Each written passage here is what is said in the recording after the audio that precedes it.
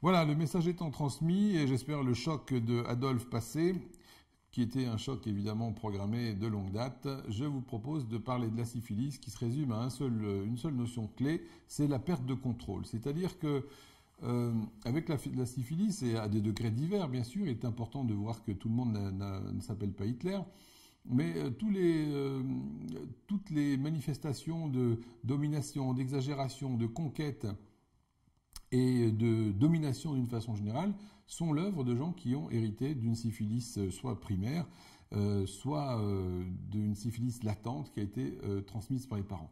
Il faut que vous songiez que la syphilis, c'est absolument invraisemblable, mais pratiquement toute l'Europe a été affectée par la syphilis. Donc on peut à peu près dire que le monde entier a eu la syphilis et qu'il n'y a probablement aucun de vos ancêtres qui puisse être indemne de la syphilis. Et nous avons tous donc ce miasme à des différents degrés présents, mélangés des fois avec les autres, ce qui rend du coup sa prescription, son dépistage très difficile. Les idées maîtresses dans la syphilis sont les suivantes. Je vous les ai préparées sur un joli petit... Voilà. L'idée de base, c'est que ça va conduire de toute façon à la destruction. Alors la destruction...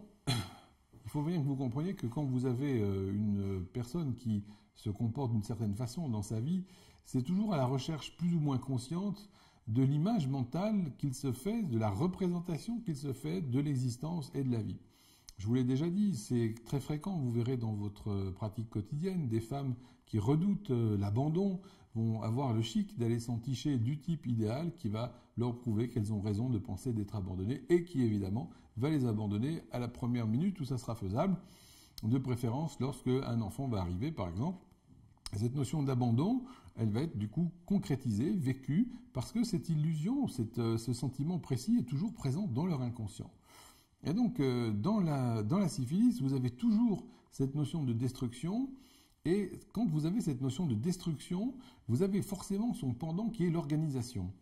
Donc, dans la syphilis, vous allez avoir tout le temps cette espèce de lutte de deux pôles opposés qui sont la destruction finale, si je peux dire, et l'espèce de contrebalancement à cette destruction et dissolution qui va être d'essayer de tout organiser, de tout régenter, de tout contrôler. C'est ce qui explique le comportement de ces gens qui sont de nature syphilitique et qui vont construire des empires, bigorner des tas de gens, et là encore, sans le moindre scrupule, puisqu'il y a perte de la notion d'humanité, et on se retrouve devant quelque chose de complètement désincarné, déshumanisé, où on ne voit plus des gens, mais des masses qui sont soit bonnes à garder, à utiliser pour leur ordre contre la destruction, ou la destruction pour rétablir un nouvel ordre. C'est toujours la même musique qui va revenir sous toutes ses formes.